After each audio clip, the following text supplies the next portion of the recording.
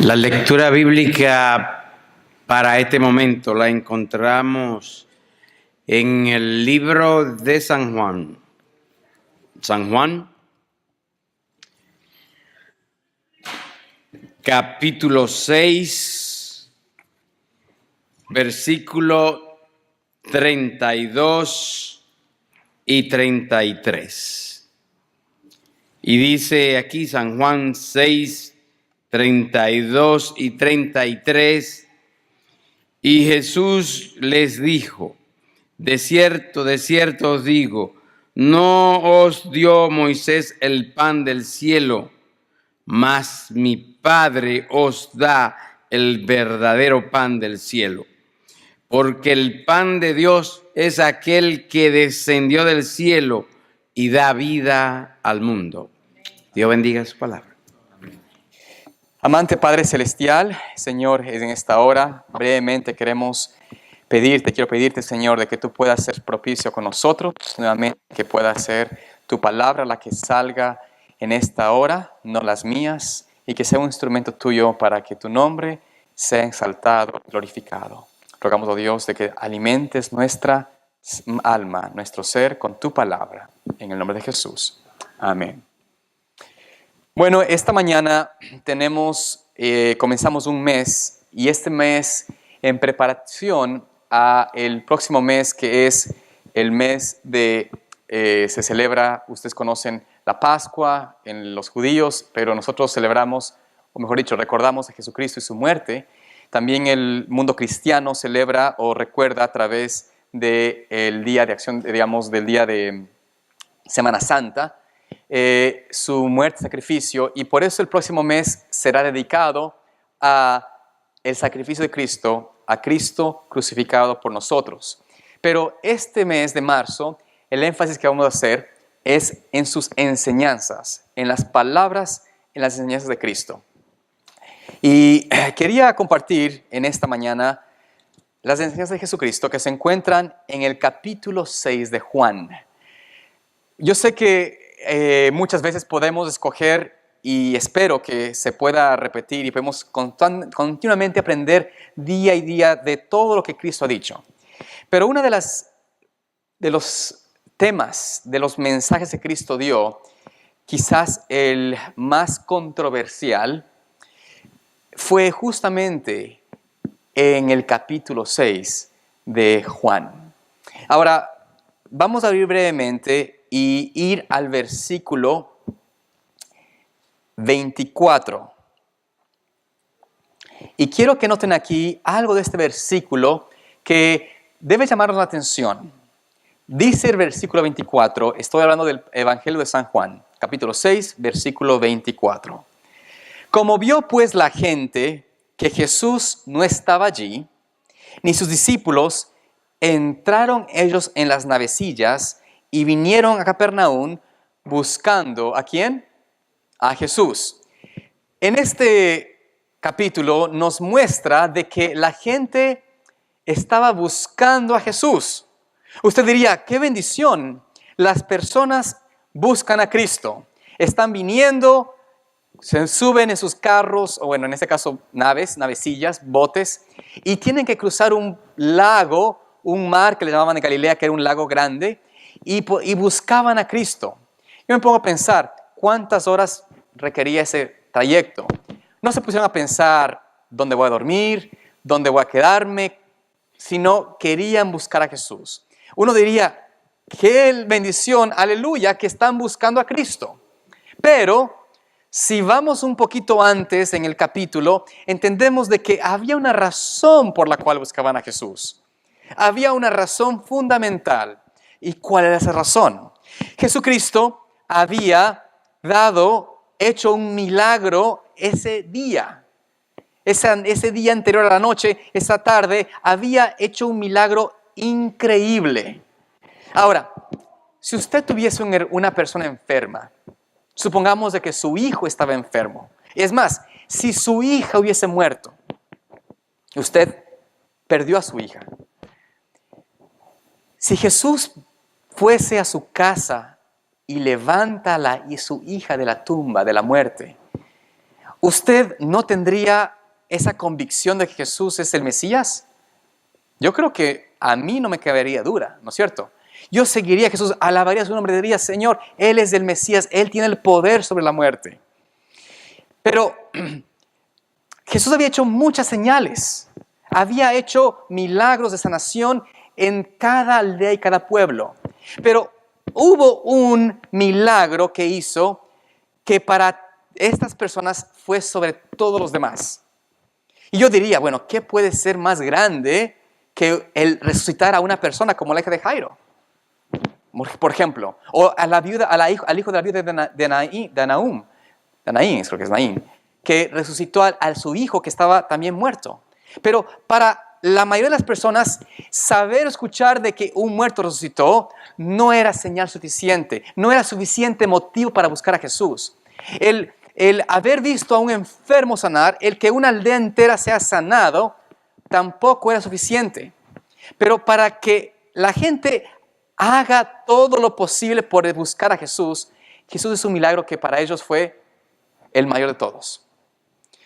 Y es que Jesús esa tarde había alimentado a una multitud de personas. 5,000 hombres, sin contar niños y mujeres. Imagínense ustedes, por lo menos 15,000 personas, por lo menos, quizás 20,000 o más. Entonces, había alimentado de apenas 2 pedazos de pez y 5 panecillos pequeños. De estos, Jesús había alimentado a 5,000. Con esta experiencia, haber estado, y es más, ¿se quedaron con hambre? ¿Se quedaron con hambre cuando comieron? No, quedó tanto que recogieron 12 cestos llenos de alimento. O sea, todo el mundo comió hasta que quedó lleno, satisfecho, completamente lleno. Este milagro fue para la mente de las personas allí la mayor demostración de que este quizás es el Mesías. Tenemos que buscar a este hombre. Imagínense ustedes, nos satisface nuestra necesidad física, nos satisface nuestra necesidad básica y nos da tanto que hay hasta sobra. Así que en el versículo 24 nos dice aquí de que ellos le buscaron. Finalmente el versículo 25 dice lo siguiente: y hallándole de la otra parte del mar, dijéronle, Rabí, ¿cuándo llegaste acá? Ahora, ¿por qué hacen esta pregunta? Exactamente, habían escuchado la historia de sus discípulos de que Jesús esa misma noche había caminado en el mar y que se había subido y que Pedro se había acercado a Cristo y que Pedro casi se ahoga. Y entonces querían escuchar esa obra milagrosa, querían ver, ya haber estado ellos en cierto sentido convencidos de que tenía poder para suplir sus necesidades. Querían escuchar y su curiosidad era saber más de esos detalles. ¿Cómo es que camina sobre el agua? ¿Qué poder sería ese? Quizás podemos empezar a caminar sobre el agua. Imagínense ustedes. No habrá, si este hombre nos puede dar ese poder, ¿qué nación se puede estar en contra nuestra? O sea, la mente de esta gente estaba, pero interesada en Cristo. Pero el versículo 26 nos dice Jesús la respuesta a ellos. De cierto os digo, que me buscáis, no porque viste las señales. Me buscáis no porque han visto que el Señor trae sanidad a las personas. No han visto porque hay estas personas que eran pecadoras, rameras, publicanos, borrachos. Han dado su vida, han cambiado su vida y ahora son personas de bien. No porque han visto, inclusive escuchado de personas que han vuelto de entre los muertos. Para ustedes, la razón por la cual me buscan es ¿por qué? Porque comisteis el pan y os hartasteis. Ustedes están aquí buscándome porque creen que lo que yo quiero dar sobre todas las cosas es abundancia temporal. Ustedes piensan de que mi misión aquí en la tierra es darles y suplirles de toda necesidad y deseo de la carne. ¿Quieren comer comida en abundancia? Vengan a mí. ¿Quieren tener una buena casa? Vengan a mí. ¿Quieren tener amor en su familia? Vengan a mí.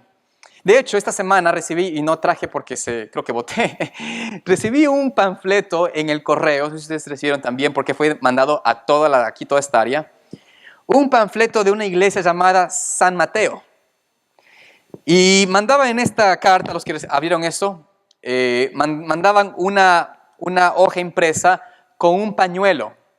Y decía, entre esto lo que decían, de que envíe de vuelta ese pañuelo con su ofrenda a esta iglesia y usted va a recibir un pañuelo de verdad que es bendecido y que con ese pañuelo usted va a tener amor, va a encontrar una nueva casa, un nuevo carro, va a encontrar sanidad, va a encontrar todas las bendiciones, la prosperidad que Dios quiere entregarnos a nosotros.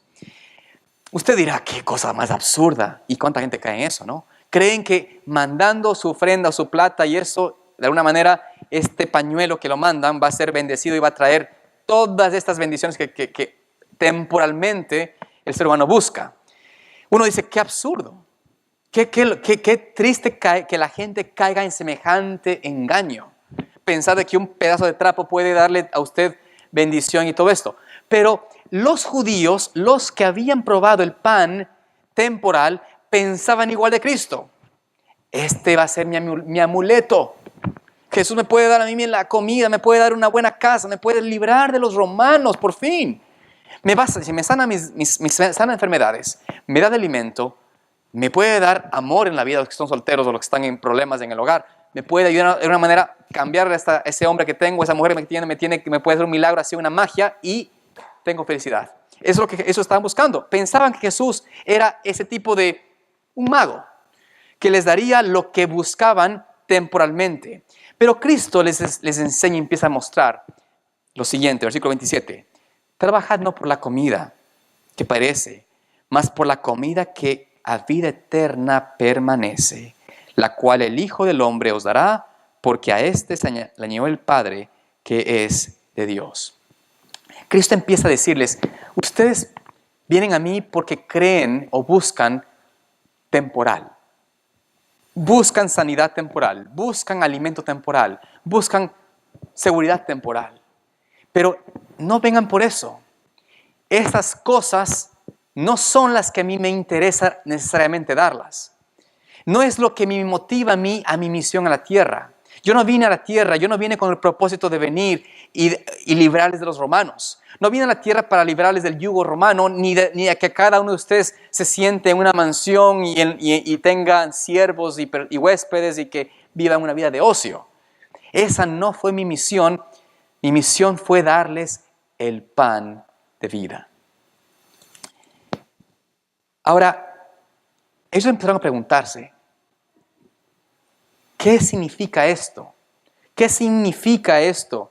¿Qué es lo que Cristo está diciendo? Quizás él está de alguna manera dudando de su propia misión. Si este hombre que nos da estas cosas temporales no nos quiere prometer la libertad de los romanos, no nos quiere prometer la bendición temporal, quizás este hombre no es del todo el Mesías. Quizás él duda de su propia misión. Entonces empiezan a preguntarle. Versículo 26 del capítulo 6 de Juan, el versículo 30. Dijeron entonces, ¿qué señal haces tú para que veamos y te creamos? ¿Qué obras? Tú dices que vienes del Padre, tú dices que vienes y trabajas a la obra de Dios, pero ¿qué señal haces tú? Ahora, ¿no habían ellos visto una señal tremenda ese momento, hace unas horas atrás? ¿No habían ellos presenciado el poder de Dios de obrar a través de Cristo? Pero cuando empezó el Cristo a decirles, yo no vine a darles prosperidad temporal, en su mente hubo un rechazo a quién es Cristo. Hubo un rechazo. En la mente de ellos empezó a levantarse este pensamiento de, bueno, ¿qué ofreces en realidad? Me voy a pensar, ¿cuántos de nosotros quizás como los judíos, que conocemos de Jesucristo, que sabemos su historia y a veces hemos sido impresionados por lo que Él es y qué es lo que hizo por nosotros, en morir por nosotros. Quizás, tal vez estemos igual que ellos, sembrando en nuestro corazón cierta duda del carácter de Dios y de la misión de Cristo en nuestras vidas. Y digo esto ¿por qué? Cuando nosotros pasamos por pruebas, cuando pasamos por el fuego de la aflicción, cuando pasamos por una circunstancia que usted y yo no tenemos una claridad o una vislumbre de por qué me está pasando, ¿qué empieza en mi mente a surgir? ¿Confianza absoluta en Cristo y su promesa o duda de si Cristo o el Señor Jesús está conmigo? Saben, casi seguro que la mayoría de las personas que no creen en Dios, los que son ateos, los que dicen yo soy ateo, yo no creo en Dios, casi seguro es porque han tenido una experiencia en su vida, una experiencia dramática, difícil, dura, donde no pueden pensar de que existe un Dios, y peor un Dios de amor. Y para ellos la mayor o la más fácil solución es decir, no creo en Dios o no creo en nada.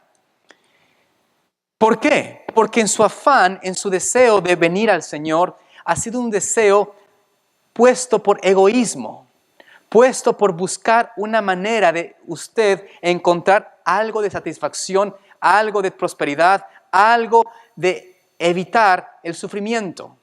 Y si usted viene a Cristo con esa expectativa de que el Señor quita de mí todo sufrimiento, todo dolor, toda congoja, toda necesidad física, si usted piensa de esa manera a Cristo, usted va a ser chasqueado.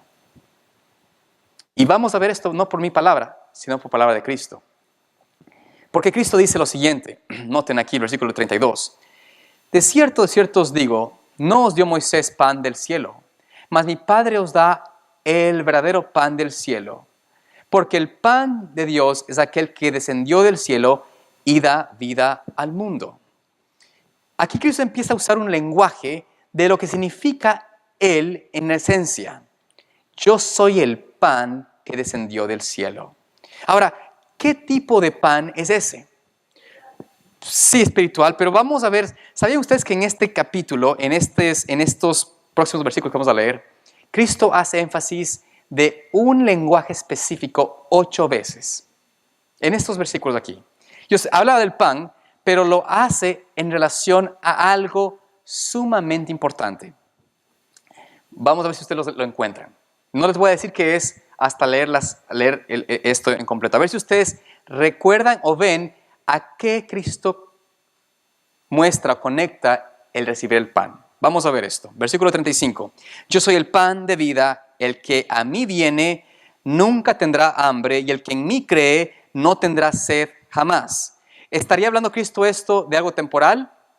No. Ok. Estamos claros de que no está hablando de temporal. Mas os he dicho que aunque me habéis visto, no creéis. Versículo 37. Todo lo que el Padre me da, vendrá a mí, y al que a mí viene, no le echo fuera. Porque he descendido del cielo, no para hacer mi voluntad, mas la voluntad del que me envió. Y esta es la voluntad del que me envió, del Padre. Que todo lo que me diere, no pierda de ello, sino que lo resucite en el día postrero. Y esta es la voluntad del que me ha enviado, que todo aquel que ve al Hijo y cree en Él, tenga vida eterna, y yo le resucitaré en el día postrero. Hasta aquí vamos viendo, analicemos. Versículo 43. No murmuré, 44. Ninguno puede venir a mí si el Padre que me envió no le trajere, y yo resucitaré en el día postrero. Vamos al versículo 46 en adelante. No que alguno haya visto al Padre, sino aquel que vino a Dios, este ha visto al Padre. De cierto os digo, el que en mí cree tiene vida eterna. Hasta aquí, ¿qué les suena que el Cristo está repitiendo en cierta forma constantemente? ¿Han podido ver algo? Aparte de que Él es el pan de vida, de que Él es el que vino del cielo. ¿Han podido descifrar qué está Cristo aquí mencionando? Bueno, si no saben todavía, vamos al siguiente. Vamos al versículo 51. Yo soy, o el 50. Este es el pan que desciende del cielo, para que el que de él comiere no muera. Yo soy el pan de vida, el pan vivo que ha descendido del cielo. Si alguno comiere de este pan, vivirá para siempre. Y el pan que yo daré es mi carne, la cual yo daré por la vida del mundo. Versículo 53. ¿Está notando algo aquí o todavía no? De cierto os digo, si no comieres la carne del Hijo del Hombre y bebieres su sangre, no tendréis vida en vosotros. El que come mi carne y bebe mi sangre tiene vida eterna, y yo le resucitaré en el día postrero. Porque mi carne es verdadera comida y mi sangre es verdadera bebida. El que come mi carne y bebe mi sangre, en mí permanece y yo en él. Como me envió el Padre viviente y yo vivo por el Padre, asimismo el que come de mí, él también vivirá por mí. Este es el pan que descendió del cielo. No como vuestros padres comieron el maná y son muertos. Que coma este pan vivirá eternamente. Hemos leído esas palabras. ¿Qué lenguaje, qué es lo que Cristo está diciendo aquí? ¿Qué les sale a la mente a ustedes al leer y repetir y vemos este sermón o estas palabras de Cristo? ¿Qué les sale a la luz? Sí, pero específicamente hay una cosa que él menciona constantemente. Exactamente, la vida eterna, la resurrección. La vida eterna y la resurrección. Aquí Cristo hace énfasis indicando de que el pan que Él es, que Cristo es algo que no es para nuestra vida temporal. No, el énfasis de Cristo no es proveernos a nosotros de una satisfacción momentánea en la carne. Sí, Él cuida de sus hijos y provee, obvio. Nadie puede negar que Cristo es el que nos provee de fuerza, energía y de salud y vitalidad y de protección. Pero el énfasis de Cristo es que cuando uno acepta su palabra, su alimento, su pan, nosotros deberemos pensar de lo que estamos recibiendo de Él es vida eterna. Es la seguridad de que nosotros, de quienes son fieles al Señor, que comen y beben su carne y su sangre, tendrán o tienen el derecho de la vida eterna. Ahora, ¿por qué menciono esto en una forma, o por qué Cristo mencionó este concepto? Porque miren, si bien es cierto, nosotros conocemos de que todos tenemos que pasar y pasamos por tribulaciones y dificultades y pruebas, la mayor de las dificultades y pruebas es muchas veces el tener que enfrentar la muerte. ¿No es cierto? A nosotros, a nadie aquí le es fácil adaptarse o pensar a la idea de morir. De hecho, tener que pasar por una experiencia donde un ser querido, un hijo, una hija, un esposo, una esposa, un padre, una madre fallece, es en sí sumamente difícil. Muchas personas en la antigüedad, cuando estuvieron enfrentados a la muerte, cedieron a la presión. Prefirieron negar a Cristo que aceptar la muerte. El mismo apóstol Pedro, ustedes recordarán, cuando estuvo viendo a Jesús, siguiendo a Jesús en su juicio, él mismo tenía miedo de su carne, de su pellejo, y por eso, ¿qué hizo? Cuando le dijeron que estaba con Jesús, ¿qué dijo él? Lo negó rotundamente.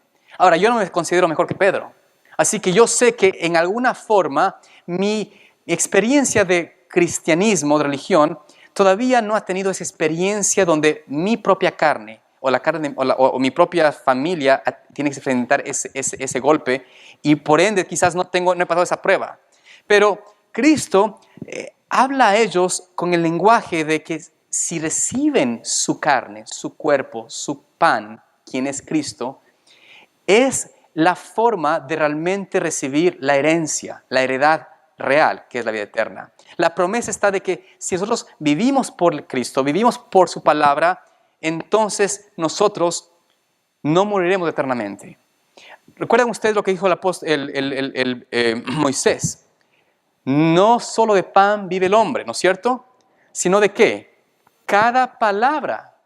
Yo me pongo a pensar, ¿qué significa realmente eso?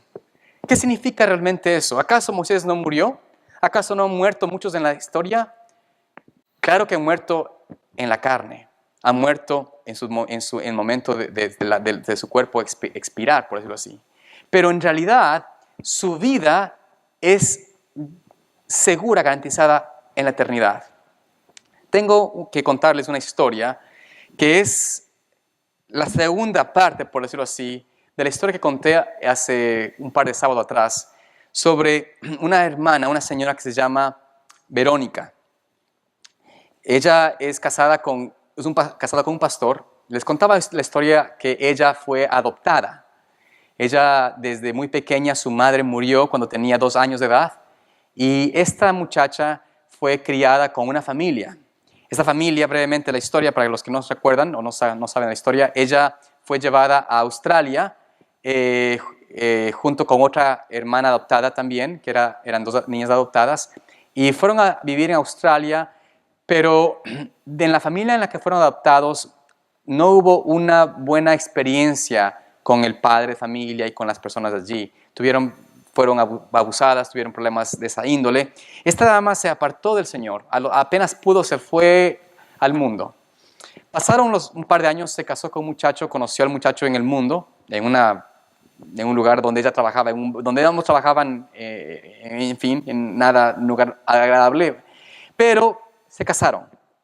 Cuando se empezó a tener un hijo, ella entonces decide la necesidad quizás de volver al Señor, de tener un hijo, hizo volver a la iglesia.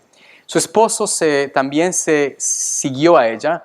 Brevemente, la historia es un poco más larga, pero él finalmente se convirtió. Después de entregarse al Señor, decidió estudiar y se graduó como pastor. Trabajó allá en Australia y por 22 años ellos se dedicaron enteramente a la iglesia, a la obra del Señor, a trabajar por otros. Él se dedicó también a la parte de salud y eran personas que hacían ejercicio, que trabajaban en mantenerse saludables, trabajaban en la obra misionera, usaban lo que podían y consultaban con personas. Pero hace más o menos 1 año y medio, esta señora, Verónica, se sintió sumamente con mucho dolor en su cuerpo. Así que decidieron ir a un médico para hacerse exámenes. Entonces los médicos empezaron a hacer exámenes porque ella corría maratones, o sea, trabajaba siempre afuera, una persona muy activa. Entonces físicamente no se veía nada mal con la señora. Lindo rostro, energía, vitalidad, fuerza, pero tenía mucho dolor.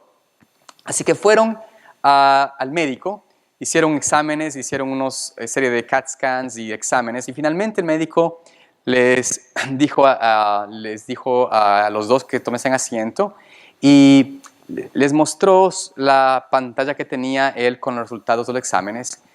Y en la pantalla le dijo, mira, Verónica, aquí está tu páncreas. Y tu páncreas, tú puedes ver, está lleno de puntos blancos. Tú tienes un cáncer categoría 4, un cáncer terminal.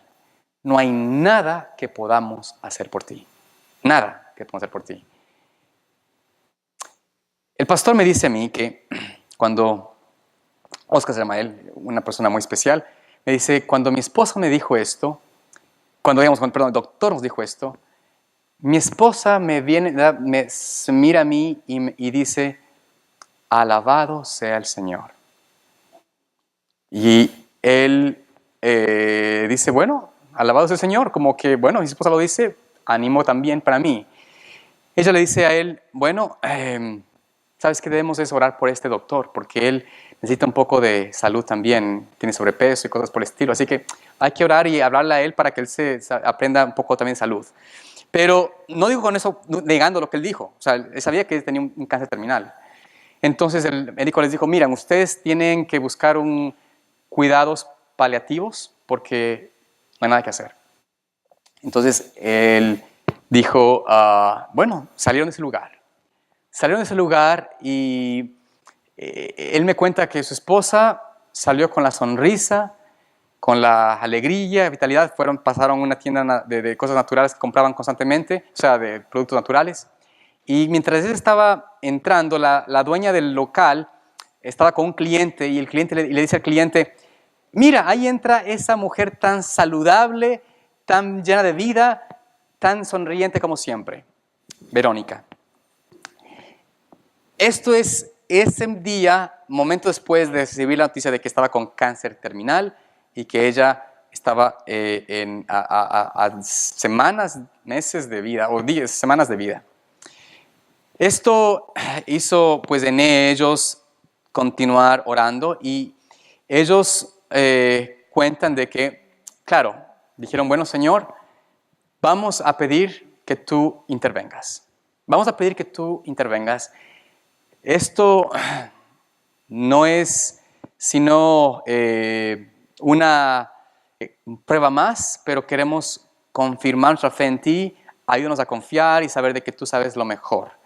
Vamos a hacer nuestra parte, obviamente, cualquier cosa que podamos hacer, pero vamos a confiar en tu poder, de que puedes sanar y salvarnos de este problema. Así que ellos que tienen 5 hijos, de paso no les contesto. Ella fue adoptada, como les contaba, había sido adoptada. Tuvieron 3 niños, un varón, 2 niñas, y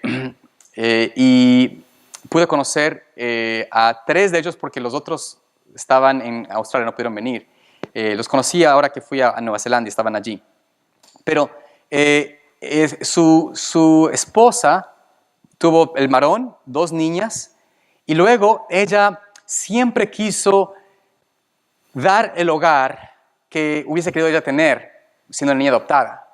Y el Señor, ella quiso, y era el deseo de su corazón de poder ayudar en esa manera. Y el Señor le ayudó a ella a recibir a un niño, a un varoncito, y a una niña también, que ellos tienen más o menos, para dar a usted una idea, el mayor tiene 19 años, la que sigue tiene 17, luego la que sigue tiene 15, el niño tiene 10 y la niña tiene 7. Así que es una familia grandecita. Pero bueno, entonces ella reúne a toda la familia, dice, niños, estamos en esta situación, el médico nos dice de que aquí no hay salida, de que de que no tengo mucho tiempo, pero nosotros confiamos en el Señor, podemos creer en su palabra, tenemos que aceptar que Él nos puede salvar y si no, también sabemos de que Él está con nosotros. Así que esta hermana, Verónica, dice eso a sus hijos. El pastor tenía un viaje, le habían pedido que tenga una conferencia en Bronx, aquí en Nueva York. Imagínense, de Australia a Nueva York, que son un viaje larguísimo. Habían hecho planes para este viaje para él solamente porque él podía viajar por 6 meses atrás. Él dijo, tengo que llamar a cancelar esto, yo no puedo irme ahora, dejar a mi esposa en esas circunstancias, es imposible. Entonces ella le dijo, no, tú no puedes dejar eso. El Señor, hemos orado por 6 meses por ese plan, por ese proyecto, por la gente de los Bronx, de New York. Tienes que ir, tienes que hacer esa obra. Y si es que tú no te vas, yo me voy con mi mamá. Así que por las 2 semanas que vas a estar lejos, si no te vas tú, yo me voy a mi mamá y te dejo solo. Así que vete.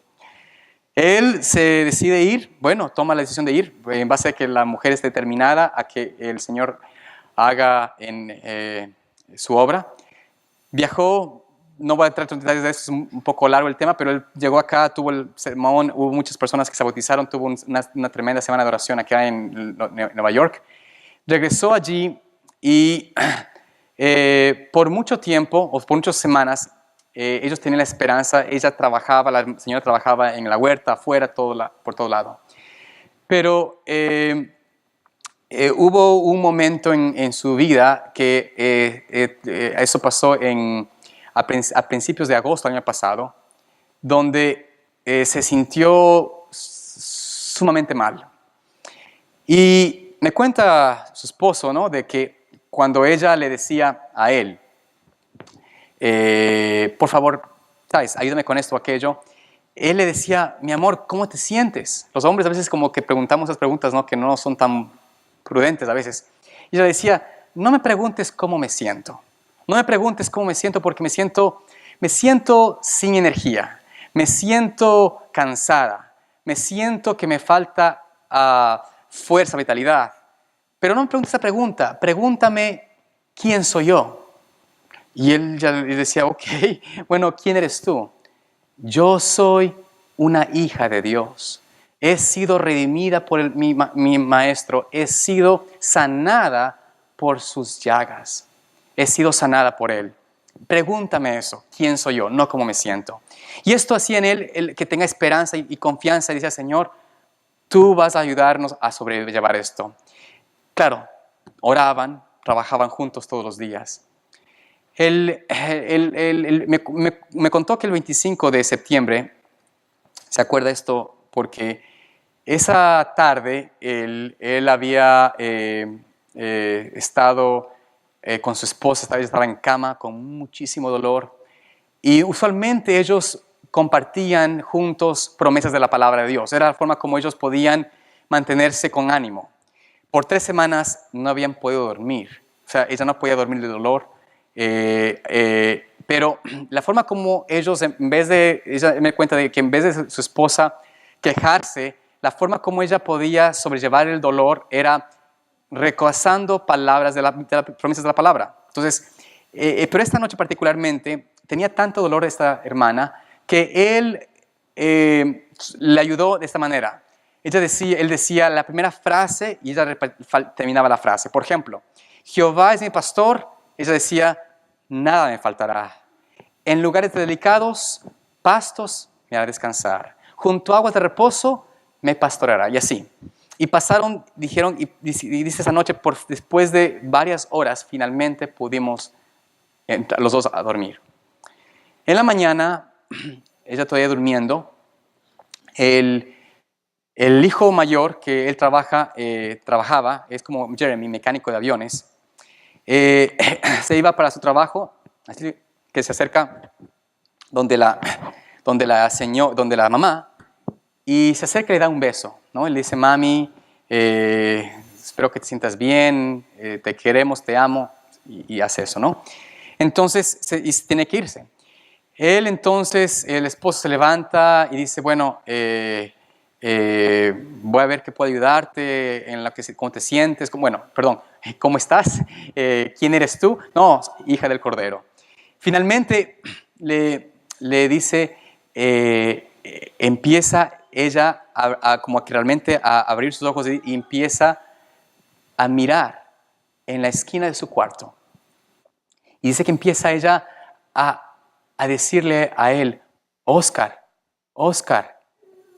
mira, estoy feliz.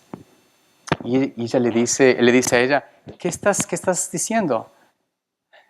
Estoy aquí, estoy viendo a Cristo. Entonces él dice, mi amor, no juegues con esas cosas. O sea, por favor, no juegues con eso. Yo no veo nada. Lo estoy viendo. Y dice que se levantó su mano y estaba mirando a una esquina. Él no veía nada, pero simplemente veía que su esposa estaba mirando con una paz, su rostro irradiaba de felicidad. Y con la mano levantada veía esa esquina. Entonces él se quedó mirándola a ella y ella solamente contemplaba. Entonces él dice, bueno, sabes, en todo esto es como que dice, bueno, voy a despertarme. Entonces entró a bañar. Mientras se bañaba, él decía que solo escuchaba a ella estar feliz. Sale del baño y le ve todavía a ella, así, mirando en esa dirección, fijamente, con esa alegría. Y cuenta que ella, después de que él estuvo allí con ella y le veía, ella dijo estas palabras: 3, 2, 1, ya. Y murió. Él quedó atónito, no sabía qué hacer. Pero en cierto sentido habían hablado de esto.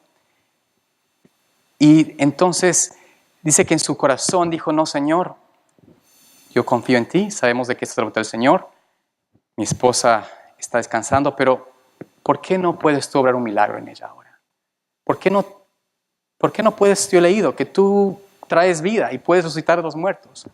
Y dice que se postró junto a su esposa, se postró y empezó a pedir al Señor, se paró y luego quería decirle a ella, y él decía: yo quiero, Señor, pedir por la sangre del Cordero que des vida a mi esposa.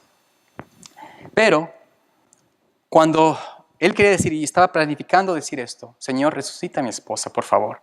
En el nombre de Cristo, levántate. Él tenía en su mente ya esa frase, que eso era lo que iba a hacer.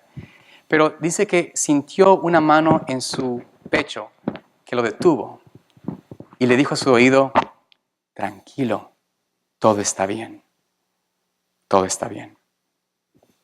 Con eso en mente, él llamó a sus hijos, se arrollaron junto a su esposa y les dijo: hijos, aquí está su madre descansando en el Señor.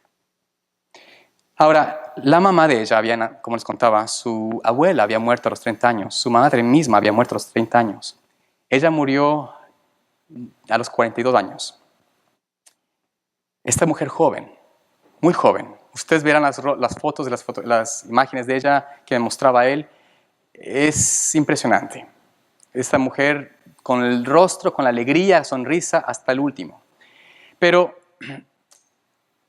algo que para mí su historia no solamente es increíble, pero que para mí me rectificó, me fortaleció, me conmovió más. O sea, me conmueve todavía aún más. Es de que ese hermano Oscar, este pastor, no es un hombre que se lo ve como hubiese perdido una esposa. No tiene un peso de congoja, de tristeza.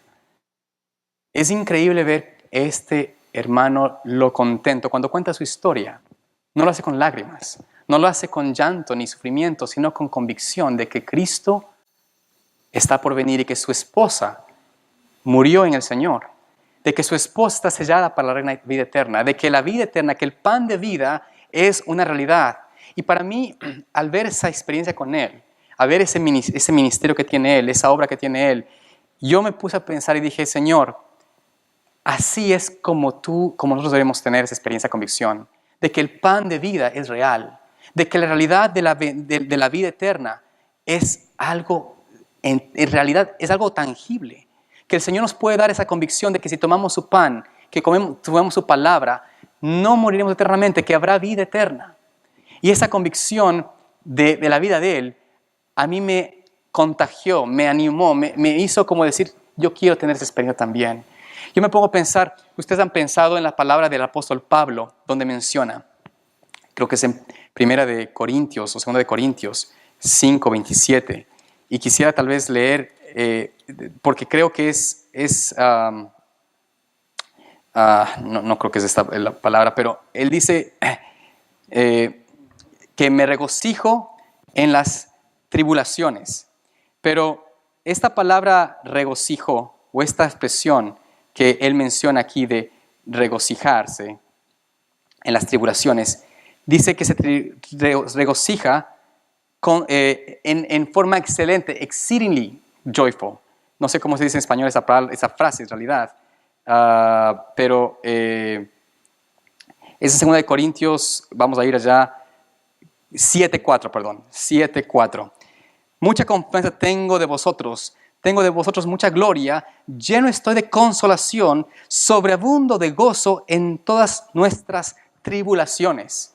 Yo me pongo a pensar, Esta experiencia de Pablo es de alguien que comió del pan de vida, que realmente aceptó la palabra de Dios como la esencia de su vivir. Es alguien que tomó a Cristo y su palabra, que tomó las escrituras de toda la Biblia y dice, esto es mi porción, esto es mi alimento, no solo de pan vive el hombre, sino de cada palabra que sale de la boca de Dios. Oscar me dice a mí, ¿sabes qué, David? Yo no pienso, por la gracia del Señor, jamás casarme otra vez. Yo me casé una vez y mi esposa está viva. Es más, cuando estaba allí, algo que me pareció tan interesante y cuando estuvimos juntos en Nueva Zelanda, cumplían 22 años de casados. Sus hijas le dijeron a él, papá, hoy es tu aniversario con mamá. Vamos a celebrarlo.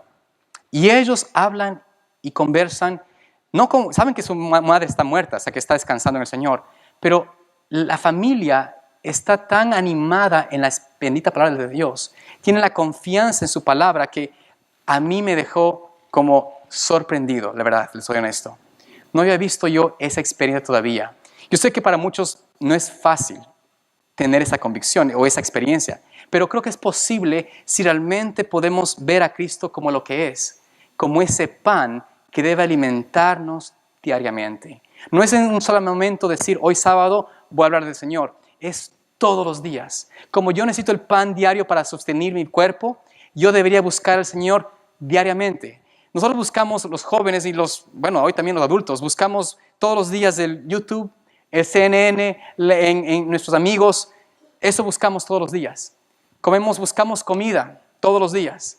Pero ¿cuántos buscamos realmente este pan de vida que es Cristo todos los días? ¿Cuántos buscamos al Señor de corazón todos los días? Sabiendo de que es nuestra única porción que nos garantiza o nos asegura la vida eterna. Noten ustedes, para ir concluyendo con estas frases. En el versículo 61 del capítulo 6 de Juan. En realidad, desde el versículo 60 dice, muchos de sus discípulos oyéronlo, dijeron, dura es esta palabra, ¿quién la puede oír? Es duro saber de que el Señor no nos promete prosperidad temporal. Para muchos, para el egoísmo, para el egoísta, el que busca una vida en la tierra, que busca la adoración, la aceptación de las personas, quienes buscan seguridad aquí, de trabajo, de salud, de vivienda. El mensaje de Dios, de Jesucristo, de que Él no nos viene a dar eso, sino su esencia, su palabra, su pan, el que promete para siempre. Para estas personas, sus discípulos, fue duro. Y sabiendo Jesús en sí mismo que sus discípulos murmuraban de esto, díjoles, ¿esto os escandaliza? Pues ¿qué si vieres al Hijo del Hombre que sube donde estaba primero? El Espíritu del que da vida, la carne nada aprovecha. Las palabras que yo os he hablado son espíritu y son vida, mas hay algunos de vosotros que no creen. ¿Será que en esta tarde ya, son más de las 12, hay aquí quienes no creemos? Quienes no creemos realmente en la palabra de Dios. Cuando nos pasan tribulación, cuando nos tenemos en una dificultad, cuando no nos está yendo bien, confiamos y vamos a la palabra para nuestro sustento, para nuestra vida, para animarnos, para realmente saber qué dirección tomar en nuestras vidas, qué palabras decir a aquella persona que está sufriendo. ¿Cómo puedo yo dar bálsamo de bendición? ¿Cómo puedo animar a mi madre, a mi padre, a mi hermano, a mi esposo, a mi esposa que está en dolor? ¿Qué puedo decirlo yo si no son la palabra de Dios? Pero muchos se volvieron atrás y ya no andaron con Jesús. Comenzó estas palabras, esta expresión, este capítulo en la vida de Jesús, comenzó con muchos buscándole, con muchos siguiéndole, deseando saber y encontrar a Jesús para recibir sanidad y para ser temporal. Pero al final de estas palabras de Cristo, la gran mayoría le dejó. Cristo se volteó a sus discípulos y les dijo, ¿queréis iros también? ¿Queréis vosotros también iros? Pero Jesús respondió de alguien, de Simón, ¿a quién iremos, Señor? ¿A quién iremos? Tú tienes palabras de vida eterna. Esto es lo que hace a Pedro, a pesar de que era un hombre con pasiones y todavía no tan maduro. Pero, ¿qué hizo de Pedro sus discípulos, esos fieles seguidores de él? Que se dieron cuenta de que Cristo era el único que tenía la vida eterna. Y nosotros creemos y conocemos que tú eres el Cristo y el Hijo de Dios viviente. Yo espero, mis hermanos, de que ustedes, de que yo personalmente, pueda tener esa convicción, esa seguridad. Y que si el Señor nos permite pasar alguna dificultad, aún la misma muerte, aún la separación de alguien que uno ama, que podamos tener la convicción que su palabra permanece para siempre, de que nosotros, quienes muramos en el Señor, esta muerte es muy temporal, que muy pronto el Señor Jesús vendrá y que muy pronto estaremos reunidos no con lo incorruptible, no con esta carne, sino con un cuerpo glorificado, santificado e incorruptibilidad. Que Dios nos ayude a nosotros a tener esa experiencia y confiar en su palabra. Oremos. Amante Padre Celestial, Señor, eres sin lugar a duda el Cordero de Dios. Permite, Señor, de que podamos seguirte cuales corderitos, que podamos ver que tú tienes realmente todas respuesta a nuestros problemas y que podemos confiar de que en tu palabra, en ti como pan de vida, podemos, Señor, tener la seguridad de la vida eterna. Acompáñanos ahora, oh Señor, y que también tu presencia siga en nuestro medio. En el nombre bendito de Jesús. Amén.